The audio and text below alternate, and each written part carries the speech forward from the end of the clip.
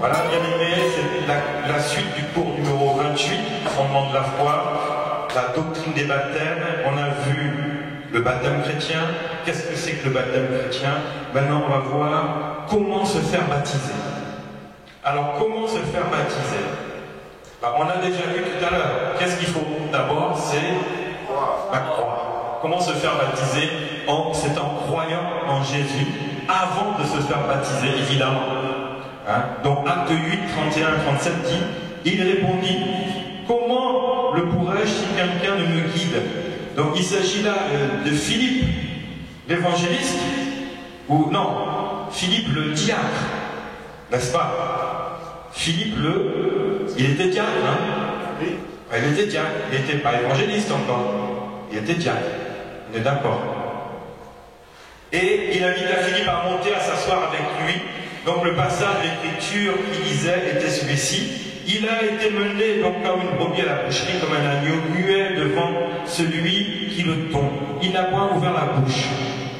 Ensuite, il a lu le passage qui lui annonçait la bonne nouvelle de Jésus. Comme ils continuaient leur chemin, ils rencontrèrent de l'eau. Et l'eunuque dit, et voici de l'eau. Qu'est-ce qui m'empêche que je ne sois baptisé? Et Philippe dit, tu vas suivre tes cours bibliques pendant 6 mois. Pourquoi vous rigolez? C'est pas ça? Mais pourtant c'est ce qu'on voit dans les églises. C'est vrai ou pas? Moi d'où je viens là, c'est drôle. Il y a le pasteur qui vient toutes les semaines donner les enseignements pour préparer au baptême. Ça fait 6 mois qu'ils attendent le baptême. Aïe, aïe, aïe. Bon, on peut aller à la vitesse, vraiment que chacun a la vitesse qu'il veut, mais on ne peut pas imposer la même chose à tout le monde. Là, c'est religieux, pas possible. Supposons que ces personnes, dans les 6 mois, là, ils ont demandé le baptême. Et supposons qu'au bout de 3 mois, ils décèdent. Vous voyez un peu? Ils n'ont pas été baptisés. La faute à qui? Vous vous rendez compte? C'est grave. Il ne faut pas traîner avec ces choses-là. 6 mois. Ah là là. Mais là, qu'est-ce qui s'est passé? On ne sait pas le temps, mais le temps était très court. Ça a duré une demi-heure, 1 heure, on ne sait pas. Mais ça n'a pas mis 6 mois. Hein. Ils étaient sur le char avançait, ils ont bu de l'eau tout d'un coup. Et qu'est-ce qui s'est passé? L'enseignement de la parole de Christ ne peut pas prendre 6 mois. C'est pas possible. À moins que tu aies les oreilles bouchées, mais c'est pas possible. Si vraiment tu crois, tu vas recevoir la parole de Christ et tu dis, moi je crois, ah oui, mais on va t'enseigner d'abord. Ah, parce que tu vas te faire baptiser, mais tu ne dois plus faire ci, tu ne dois plus faire ça, tu n'as pas le droit de faire ci. On te donne, mais fais-toi baptiser, après on va te donner toutes les consignes. On met la charrue avant les bœufs, quoi. C'est dangereux. C'est dangereux. Il ne faut pas jouer avec ça, c'est dangereux. Alors, qu'est-ce qui m'empêche que je sois baptisé? Philippe lui dit, eh bien, tu n'as pas besoin de suivre 6 mois de cours. Il a dit, si tu crois dans ton cœur. Oh là là! Mais pourquoi ils ne m'ont pas dit ça là-bas? Si tu crois dans ton cœur, cela est possible. Si tu crois à quoi? À la parole de Christ, qui disait quoi? Hein? Il s'est livré comme un agneau à la boucherie. Il a expliqué Jésus, sa venue, et l'eunuque a cru. Est-ce que c'était compliqué? Il a cru en Jésus, pourtant c'était un religieux. Il venait adorer à Jérusalem le Dieu Elohim. Mais Jésus n'était pas dans ses pensées. Mais il a fallu que le Saint-Esprit envoie Philippe vers lui pour lui parler de Jésus, parce qu'il était en train de lire le livre d'Ésaïe, il ne comprenait pas de qui il parlait. Il a fallu l'explication. Vous savez, quand on entend la parole de Christ, on ne comprend pas, il faut que quelqu'un vienne apporter l'explication. Et quand l'explication est plus, ça devient clair. Parce que l'onction vient avec la parole. Et Dieu veut cette personne. Dieu va la toucher avec une onction spéciale pour que ses yeux s'ouvrent. Sa compréhension envers Jésus soit claire et nette. Et il a dit, si tu crois de tout ton cœur, cela est possible. Vous voyez? Il n'a pas demandé au cheval, est-ce que tu prends ma place? Ou bien s'il y avait, allô, il n'y avait pas les portables, il y avait, allô, papa, est-ce que je peux me faire baptiser? Ben non. Il n'y avait pas de portable, heureusement. Alors, l'eunuque répondit, mais je crois que Jésus-Christ est le Fils de Dieu. Voilà. Aussitôt, ils sont descendus et Philippe l'a baptisé. Il y avait un point d'eau, hein, et voilà, ils ont rencontré de l'eau et il s'est fait baptiser. Donc, qu'est-ce qu'il faut? Il faut croire en Jésus-Christ et pas besoin d'attendre 6 mois. Bon, vous n'avez pas attendu, mais ceux qui voient le cours, peut-être qu'ils sont dans cette situation-là, eh bien, s'ils ont cru réellement en Jésus, il ne faut pas tarder, il faut se faire baptiser. Parce que c'est ça qui amène à être sauvé. Alors, Luc 8, 12 dit aussi, ceux qui sont le long du chemin, ce sont ceux qui entendent. Et puis le diable vient et enlever de leur cœur la parole de peur qu'ils ne croient et qu'ils soient sauvés. Mais non, tu n'as pas besoin de te faire baptiser. Tu as été baptisé quand tu étais bébé. Ça ne sert à rien. Moi, quand je me suis fait baptiser, je me suis fait rogner de la famille. Parce que j'avais la chaîne, la médaille, le baptême, tout le bazar en tant que catholique. Mais je me suis fait massacrer par la famille. Comment tu t'es fait baptiser? Tu as renié le baptême qu'on t'a fait. Et celui qui m'avait renié, lui-même s'est fait baptiser aussi, vous voyez. La parole est venue à son tour sur lui, pas puissante. Moi aussi, je vais me faire baptiser. Donc, moi qui avait une croix sur le testament, il avait dû gommer la croix sur mon nom. Il a dit, oh, lui là, je vais lui donner une double portion peut-être. Double portion de testament. Donc, la Bible dit que le diable, il a peur que tu entends la parole. Et cette parole-là, pour celui qui s'est fait baptiser étant bébé, le diable, il a peur que cette parole-là vienne à ses oreilles. Il dit, mais c'est pas le vrai baptême. Je vais me faire baptiser selon le baptême chrétien, le baptême de Jésus-Christ, parce que moi aussi, je veux croire de tout mon cœur pour me faire baptiser. Et lui, il a peur d'une chose, il vient enlever la parole. C'est ce qui s'est passé avec le monsieur, je lui parlais du baptême. Le diable est venu enlever la parole de peur qu'il ne croit à ce que je lui avais dit et qu'il soit sauvé. Vous savez, cette parole est toujours vivante. Le drame de ces faux baptêmes, c'est que les gens y croient. Pourquoi? Parce que c'est le diable qui va leur faire croire que ce faux baptême, il est juste, il est bon, et il n'y en a pas d'autre. Les autres, là, c'est des faux baptêmes. Lui, il renverse toutes les choses. Vous voyez un peu? Il faut vraiment croire à la parole de Dieu et pas croire à ce que les gens disent. Parce que derrière, c'est Satan qui se trouve derrière. La Bible dit que Satan vient, il est derrière. Si tu réussis à franchir ce cap-là, tu as franchi le cap de Satan. Alors, ensuite, donc il faut comment se faire baptiser? Il faut d'abord croire en Jésus-Christ. Deuxièmement, il faut se repentir. La repentance, elle vient avant le baptême, n'est-ce pas? Quand tu reçois Jésus, on te présente Jésus, la repentance vient. Acte 2, 37, 38. Après avoir entendu ce discours, ils eurent le cœur vivement touché, et ils dirent à Pierre et aux autres apôtres, hommes frères, que ferons-nous? Pierre leur dit, repentez-vous, et que chacun de vous soit baptisé au nom de Jésus-Christ. Tu vois, là, au nom de Jésus-Christ. Parce qu'ils ne pouvaient pas dire encore le Saint-Esprit. Pour le pardon de vos péchés, et vous recevrez le don du Saint-Esprit. Ça vient après. Donc, il dit quoi? Repentez-vous, et ensuite, et que chacun de vous soit baptisé au nom de Jésus-Christ, et après le baptême du Saint-Esprit viendra. Donc, la repentance, c'est une des conditions pour se faire baptiser. Il faut avoir une repentance. Et c'est quoi? Qui peut me dire ce qu'est la repentance? Confesser ses péchés. Oui. Voilà, c'est ça. C'est quelque chose, parce que confesser ses péchés, c'est demander pardon. Mais la repentance, comme tu as dit, Sœur Laure, c'est quelque chose, c'est une profonde tristesse face à de notre situation, face à la présence du Seigneur. On se sent tellement humilié, on se sent tellement à plat. Vraiment, c'est ça la profonde repentance. C'est ça. Et on peut même, des fois, revenir dedans. Même tu as été baptisé, mais tu as marché, bien aimé. Même si tu t'es repenti, même si tu as été baptisé et tout. Tu sais que, à un moment dans ta vie, si tu as marché comme ci, comme ça, à droite, à gauche, tu peux revenir dans une profonde repentance. Parce que la demande de pardon ne suffit pas, parce que tu es retombé dans la série des péchés que tu avais avant.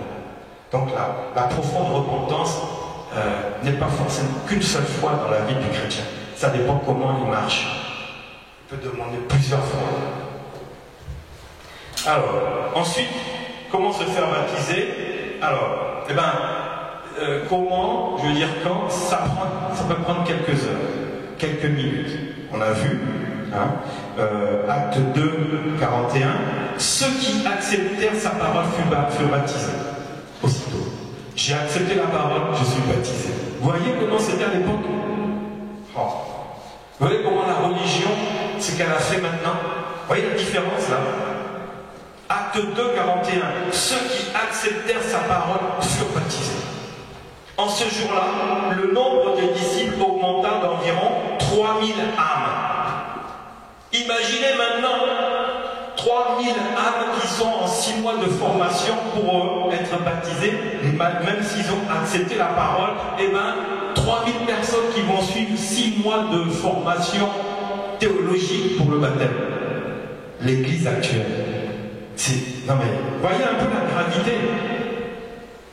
Mais je peux vous dire que l'église actuelle n'est plus l'église du début. C'est plus l'église primitive. Elle a mis un système humain dans le système divin.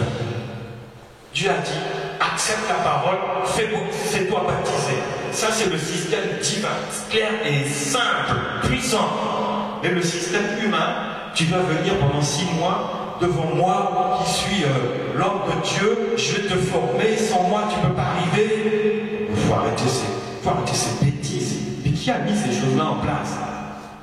C'est Satan. La religion, la lettre tue, mais l'esprit vivifie. Ça c'est la lettre qui tue. C'est des mois et des mois de formation pour être baptisé, mais qu'est-ce que c'est que ces foutaises? Que les pasteurs qui font ça, vous êtes de Dieu qui fassent ça, se repentent tout de suite.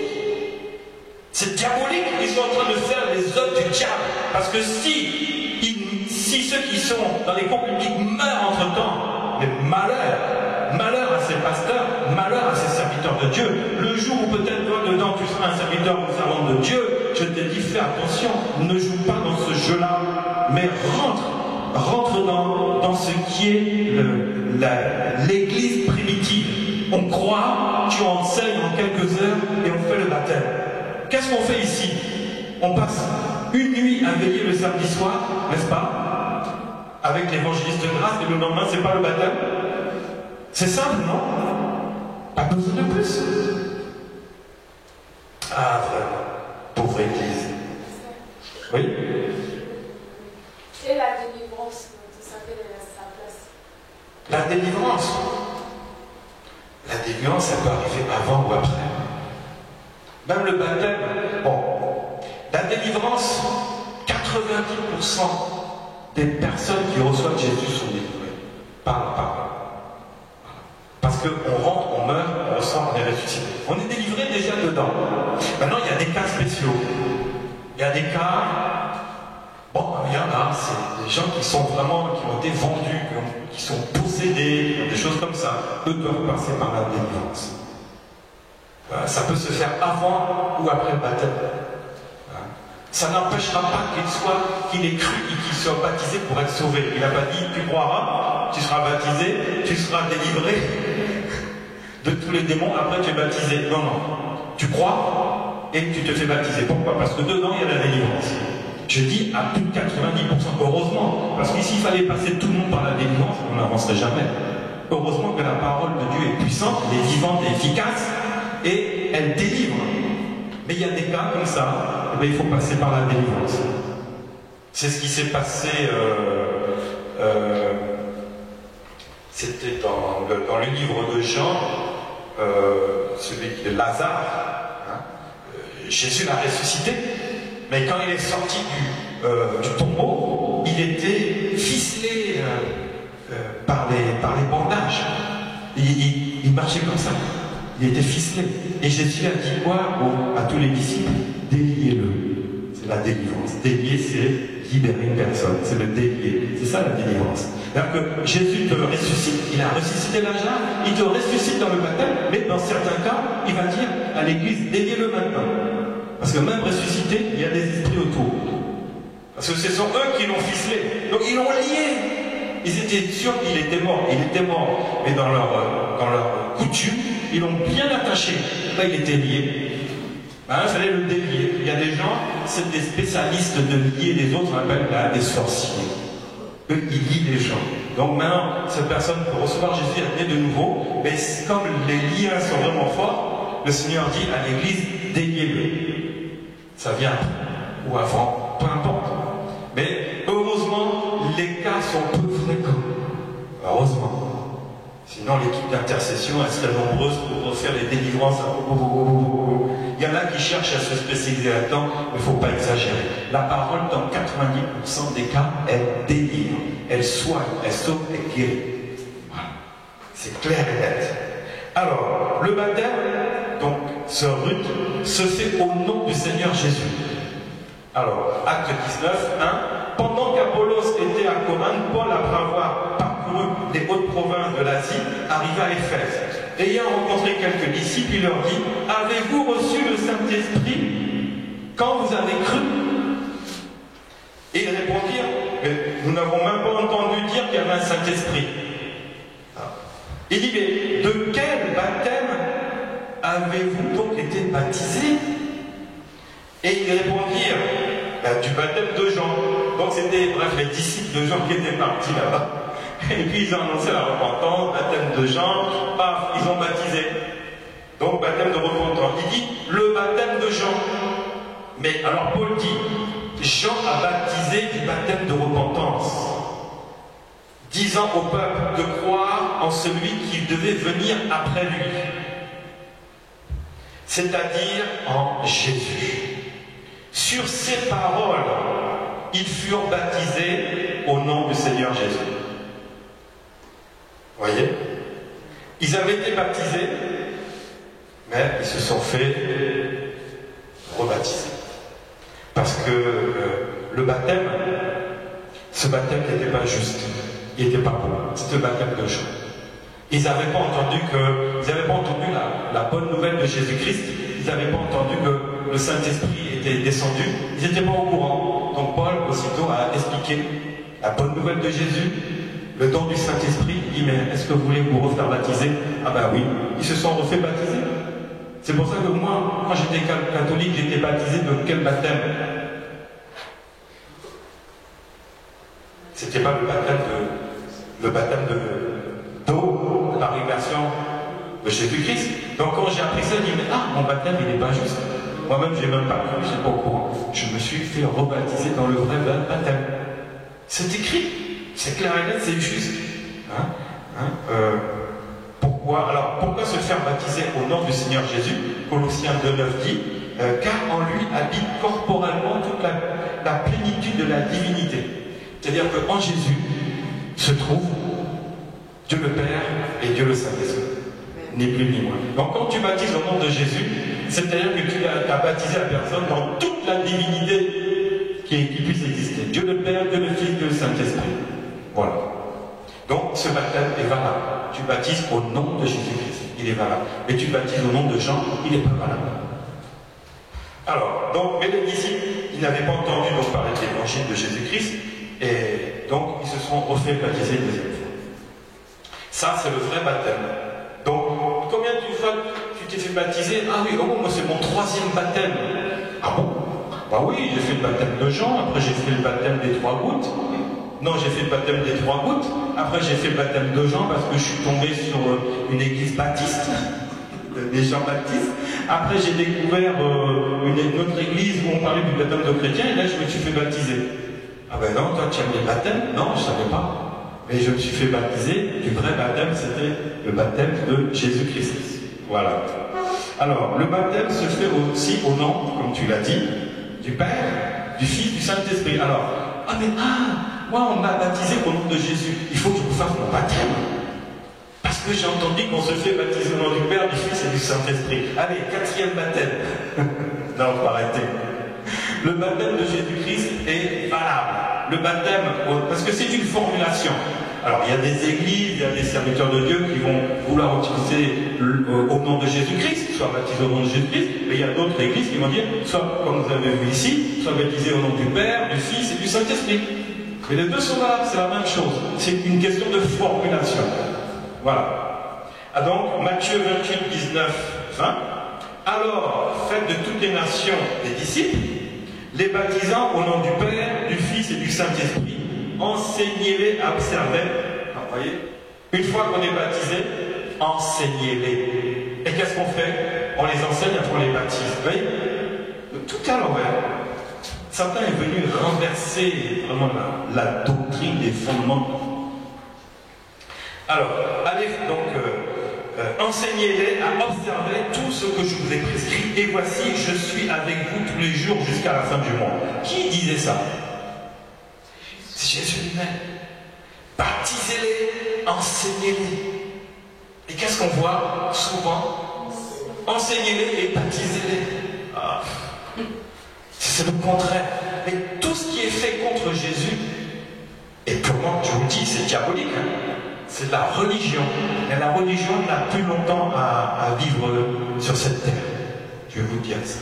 Parce que Jésus est en train de détruire toute l'œuvre religieuse de l'Église chrétienne. Vous allez voir bientôt ce qui va se passer. Alors, ensuite, le baptême se fait par immersion et non pas par aspersion. Comment se faire baptiser? Si moi je me suis fait baptiser par 3 gouttes, ça n'est pas valable. Alors, Matthieu 3, 5, 6 dit: les habitants de Jérusalem et de toute la Judée et de tout le pays des environs du Jourdain se rendèrent auprès de lui en confessant leurs péchés. Ils se faisaient baptiser par lui dans les eaux du Jourdain. Donc c'est un baptême par immersion. Alors, c'est pas dans le Jourdain, ça peut être là où il y a de l'eau. Ça peut être une piscine, comme nous on met une piscine, ça peut être un endroit où il y a assez d'eau pour être immergé. Hein. Donc le baptême, comment se faire baptiser? Par immersion totale. Voilà. Donc voilà, ça c'est comment se faire baptiser, vous voyez. Est-ce que c'est compliqué? Mais c'est tellement simple. Trop simple. Pourquoi? Dieu ne va pas faire des choses compliquées pour sauver l'homme. Il ne va pas faire des choses compliquées. Alors, une question. Que faire après le baptême? Là, la réponse, c'est de la donner dans le... Voilà, l'enseignement. Alors, persévérer dans l'enseignement. Ça, c'est fondamental. Acte 2, 41 dit: ceux qui acceptèrent sa parole furent baptisés. Donc, on accepte, on est baptisé. Et en ce jour-là, le nombre de disciples augmenta de 3000 âmes. On a vu? Ils persévéraient dans l'enseignement des apôtres, Jésus étant déjà élevé. Et dans la communion fraternelle. Enseignement des apôtres, communion fraternelle, fraction du pain, prière, la crainte s'emparait de chacun, et il se faisait beaucoup de prodiges et de miracles par les apôtres. Tous ceux qui croyaient étaient dans le même lieu, et ils avaient tout en commun. Ils vendaient leurs propriétés et leurs biens, et ils en partageaient le produit entre tous selon les besoins de chacun. Vous voyez? Donc ici, la Bible dit que tu es baptisé, il faut te faire enseigner. Et c'est ce que nous faisons, c'est ce que nous continuons à faire. Ensuite, qu'est-ce qu'il faut après? Oui. Oui. Mais là, on a vu un aspect, la communion fraternelle, hein, donc l'enseignement, et après c'est la communion fraternelle, c'est l'amour. Donc deuxième point, l'enseignement, après il est évident qu'ils sont ensemble, parce qu'il dit qu'ils étaient tous ensemble.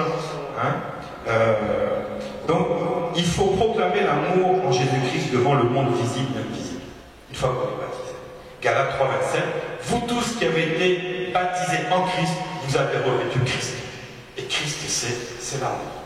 C'est l'amour divin. Donc il faut proclamer et aussi donc rentrer dans l'amour de Dieu. C'est fondamental. Et autre point, après l'amour, la fraction de pain, la prière, la crainte, c'est la sanctification. La sanctification. Donc il faut chercher la sanctification. C'est-à-dire que c'est quoi? On mène une nouvelle vie. C'est une nouvelle vie qui commence, ni plus ni moins. Il ne faut pas revenir avant. Il y en a qui peuvent revenir avant. Je suis baptisé et puis je suis retombé dans mes péchés. Est-ce que pour autant le baptême est annulé? Le baptême n'est pas annulé. Le baptême est valable. La personne doit revoir simplement sa marche avec Jésus. Il doit retourner dans la sanctification. C'est-à-dire qu'il a besoin qu'on prie pour lui. Parce que s'il retourne dans les péchés, c'est que les portes sont ouvertes et les esprits mauvais sont revenus. Et il n'est plus conduit par le Saint-Esprit, mais il est conduit par des esprits mauvais. Voyez, 1 Thessaloniciens 4, 3 dit, ce que Dieu veut, c'est votre sanctification.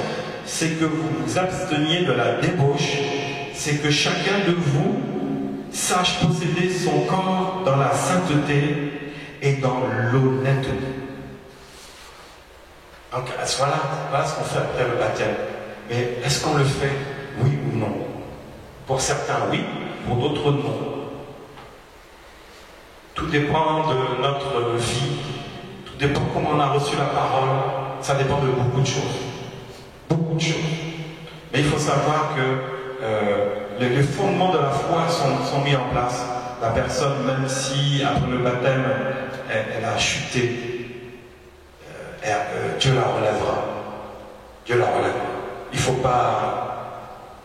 ne faut pas chercher non plus à tomber automatiquement dedans parce que c'est dur. C'est difficile après de se relever. Vous voyez, donc il faut vraiment garder ce qu'on a reçu. Voilà. Donc, ensuite, après le baptême,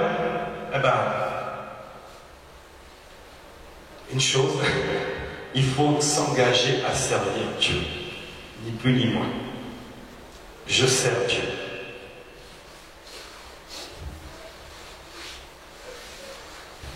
Vous y êtes, n'est-ce pas, à servir Dieu. Et quand vous êtes, on est entre nous, je suis là, t'as qu'à servir et nous, on va te servir. Non, t'es pas là pour me servir, t'es là pour servir Dieu. Parce que beaucoup d'églises, c'est comme ça. Hein. Oh, tu m'as levé diaconesse, je vais te servir. Mais non, t'as rien compris. C'est pas moi qu'il faut servir, c'est Jésus. Vous voyez, c'est pour servir Dieu, pas servir un homme, servir Dieu.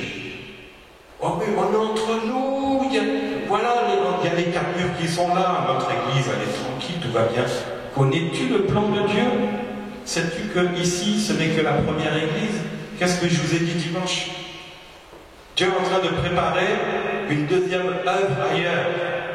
Et ils sont où les missionnaires? Ils sont encore au fond de ma poche. Ils ne sont pas engagés à servir Dieu. Mais combien de temps? On va dire aussi, les églises, il faut 10 ans. Mais non. Jésus a mis 3 ans pour former 12 disciples, apôtres. 3 ans. Mais avant les 3 ans, ils étaient déjà au travail. Il les envoyait 2 par 2. Hein? Ils chassaient des esprits impurs. Et toi, tu vas attendre combien de temps pour que tu puisses servir Dieu aussi? Parce que tu as cru, tu as accepté la parole, tu as été baptisé. Maintenant, tu fais quoi après ton baptême? Tu marches dans la parole, la preuve, les cours sont là, tu assistes au culte, dans toutes tes réunions, tu persévères dans l'enseignement, tu es dans l'amour de Christ, dans la communion fraternelle, tu marches dans la sanctification, mais tu fais quoi avec tout ça? Tu attends qu'on te donne un titre. Et puis c'est fini. Amen. Hein? Qui a dit Amen? Non, personne. Non, bien aimé, il faut continuer. C'est-à-dire, tu t'engages pour Jésus. Qu'il fasse beau ou pas dans ta vie, ça ne dépend pas du temps, ça ne dépend pas de tes problèmes, de tout. L'engagement, c'est l'engagement. Quoi qu'il arrive dans ta vie, un engagement. l'engagement, c'est un engagement. Voici que là, nous allons ouvrir une œuvre. Nous n'avons aucun missionnaire à envoyer. Oh, oui, l'Église a 1 an et demi. Et alors, en 1 an et demi, on pourra avoir des missionnaires. Nous avons là-bas 4 chambres pour nous recevoir. Vous vous rendez compte? 4 chambres. Nourris, logés, blanchis. Un missionnaire arrive. 90 000 habitants, il n'y a pas d'église. Et nous, on n'a pas de missionnaire. Parce qu'on n'est pas réellement dans l'engagement. Pourtant, on vous parle. Engagez-vous. Servez Dieu. Il faut s'engager. Ça ne dépend pas de tes circonstances. J'ai mal aujourd'hui, donc aujourd'hui je ne viens pas à l'église. Demain j'ai pas mal, je viens à l'église. Vous voyez? Ça ne dépend pas du temps. Aujourd'hui il pleut, je ne viens pas à l'église. Demain j'attends qu'il fasse beau, j'irai à l'église. Un engagement, c'est un engagement. L'engagement que tu as pris avec Jésus, Jésus ne l'a pas oublié. Et toi, il faut que tu te rappelles pour que tu t'engages sérieusement. Donc maintenant, qui c'est qu'on envoie comme missionnaire? Devinez qui? Eh bien, c'est nous-mêmes, on va devoir redresser les manches. Et alors, qui va nous remplacer ici? C'est qui, à votre avis? Dites-moi, c'est qui? Ben, c'est les étudiants. Donc, vous avez intérêt à vous bouger. Bref, ça veut dire, il faut secouer le cocotier, quoi. Hein? Il faut vous secouer, il faut vraiment prendre ça au sérieux, parce que nous, on va partir là-bas. Et on vous laisse ici. Et qui va faire quoi? Oh, pasteur, bien pour qu'il y ait une onction, que Dieu envoie des pasteurs. Puis moi, je serai tranquille. Non, non, non, c'est vous. C'est vous. Parce que vous avez été baptisé, vous êtes enseigné, vous persévérez dedans, vous avez la crainte de Dieu, vous avez l'amour de Dieu, vous marchez dans la sanctification, donc vous êtes engagé. Donc, sachez que moi, je vous donne 6 mois, pas plus, pour commencer à faire trembler les murs ici. 6 mois, pas plus. Parce que nous, on a une mission qui commence le mois prochain. Dans 1 mois. Eh oui, dans 1 mois. Vous voyez un peu? Je ne savais pas. Oui, mais il fallait savoir. Si on te demande, prépare-toi, c'est parce que c'est qui te le dit? C'est moi ou c'est Dieu à travers moi? Voilà. Ce n'est pas des cours comme à l'école. Ces cours-là, c'est important, c'est pour que vous soyez engagés, que vous serviez Dieu. Oh, moi, il n'y a pas d'appel sur moi. Et alors, tu peux être missionnaire, n'est-ce pas? On est tous amenés à servir Dieu. Voilà. Est-ce que vous avez des questions à poser donc, sur comment se faire baptiser et que faire après le baptême? Est-ce que vous avez des questions? Comment se faire baptiser, c'est clair. Que faire après le baptême? Est-ce que c'est clair aussi? Est-ce que ça concerne? Ça te concerne? Oui? Donc il n'y a pas de questions? Non, c'est bon? Ok. Plus de questions? Que Dieu vous bénisse. Amen.